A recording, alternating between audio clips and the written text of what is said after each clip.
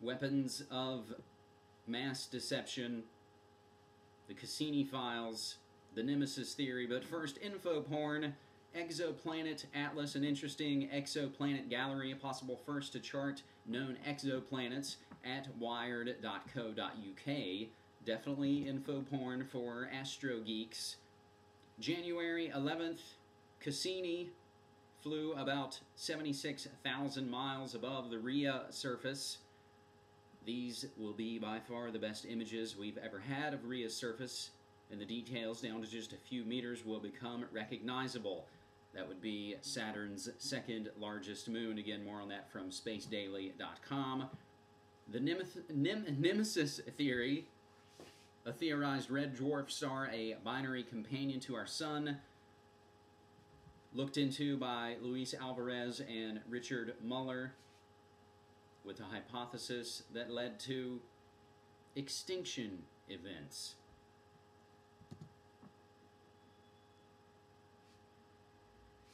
These have been several posts from my man Alan, who posts to cyberspacewar.com, giving me a hand getting through all the amazing news out there. And again, if you have an area you are adept or passionate at and you want to get involved, get active before we get radioactive, or not to hate the media, but to help become the media, send me an email, mediamonarchy@gmail.com.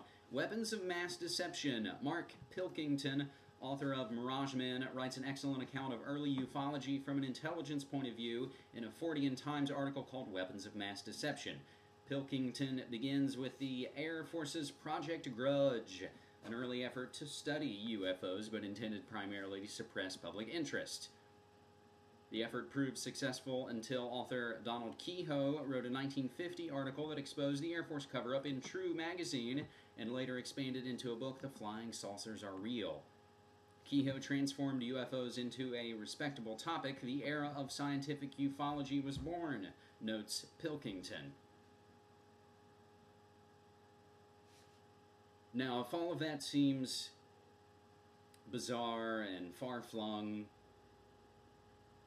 a little too coast to coast, that's just some of the background of something that's been going on now for decade after decade. I'll say, I believe there are UFOs, I just don't necessarily think they're alien. And all of this is preface. So to answer the question, why would you go over all of this crazy UFO stuff? Well, my friends, obviously, they're prepping us for something. From The Guardian, Earth must prepare for close encounter with aliens. World governments should prepare a coordinated action plan in case Earth is contacted by aliens. According to scientists, they argue that a branch of the UN must be given responsibility for supra-Earth affairs and formulate a plan for how to deal with extraterrestrials should they appear.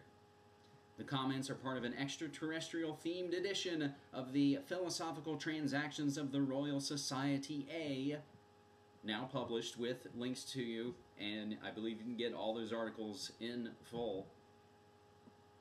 In it, scientists examine all aspects of the search for extraterrestrial life, from astronomy and biology to the political and religious fallout that would result from alien contact.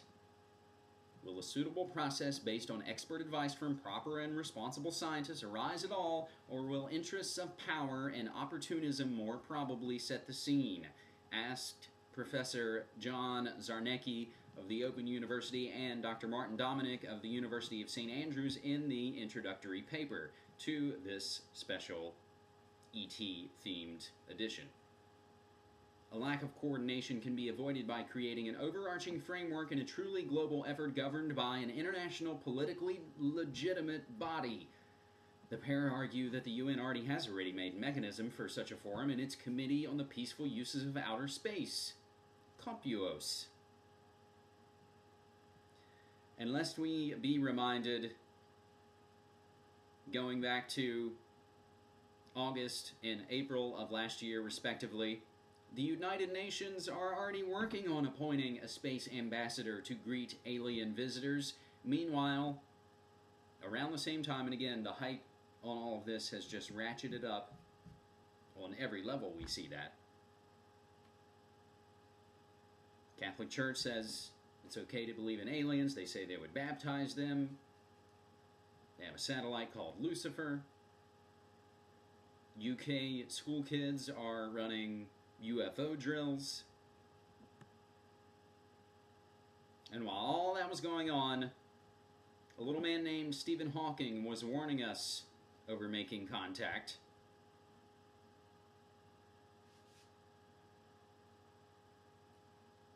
So, my friends, that's going to do it for this B-side episode. As we leave you preparing for close encounters, as the Guardian is right here.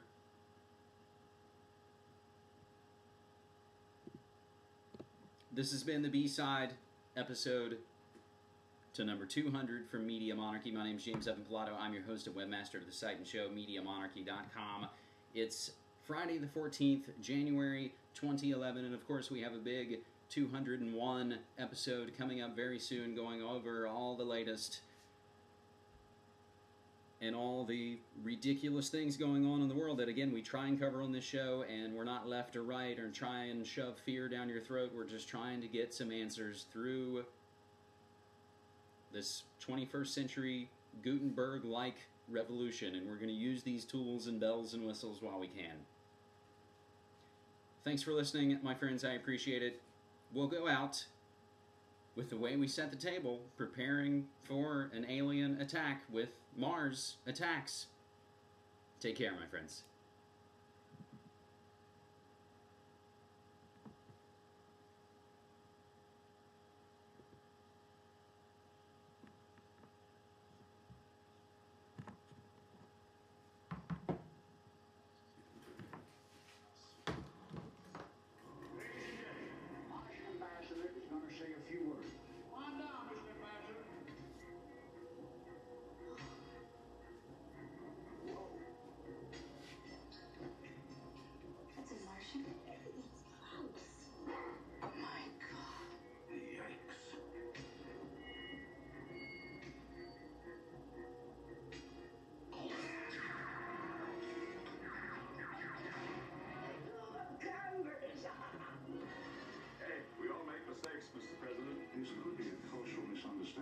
Mr. President, they have a planet surrounded with thousands of warships. What do you think, Marcia?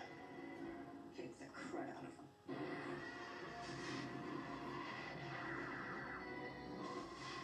Mr. President, we're going to need you to safety. Sorry, ma'am. There's a tour going through here. Jeff Nicholson. This President of the United States. I want the people to know that they still have 2 out of 3 branches of the government working for them, and that ain't bad. Glenn Close as the First Lady. I'm not gonna have that thing in my house. Annette Benning. People say they're ugly, but I think they've come to show us the way. Pierce Brosnan. Very curious. Deputy. Martin Short. Sarah Jessica Parker. Michael J. Fox. Ron Steiger. Annihilate! Kill! Jim Brown. Lucas Howes. Meet the international side of donut. Jeff Nicholson. Whoa! Hey, you're Tom Jones, right? And yes, Tom Jones. It's not unusual to be loved by anyone. Mars attacks.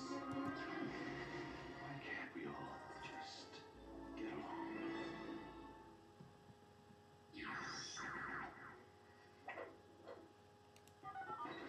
How would you explain them?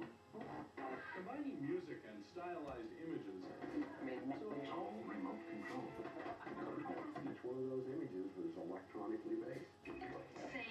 My breath. And that concludes our program for tonight. This could really catch on. I can't remember when I've been so moved.